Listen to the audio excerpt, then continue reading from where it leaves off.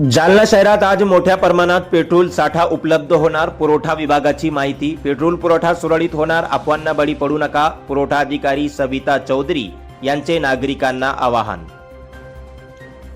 गेल्या काही दिवसांपासून शहरात पेट्रोल टंचाईबाबत अनेक अफवा पसरत आहे, मात्र जालनेकरांसाठी आता एक अत्यंत दिलासादायक बातमी समोर आली आहे। जिल्हा पुरवठा विभागाने दिलेल्या माहितीनुसार शहरात आज मोठ्या प्रमाणात इंधन साठा दाखल होणार असून पेट्रोलचा पुरवठा पूर्णपणे सुरळीत होणार आहे। दरम्यान इंधनचा मोठा साठा घेऊन टँकर्स मनमाड येथून जालनाकडे निघाले आहेत। HPCL कडून 358 KL, BPCL कडून 360 KL आणि लोकल कडून 492 KL इंधन पुरवठा असल्याची माहिती प्रशासनाने दिली आहे। नागरिकांनी अफवांवर विश्वास ठेवू नये आणि पेट्रोल पंपावर गर्दी करू नये। नागरिकांनी घाबरून जाण्याचे कोणतेही कारण नाही।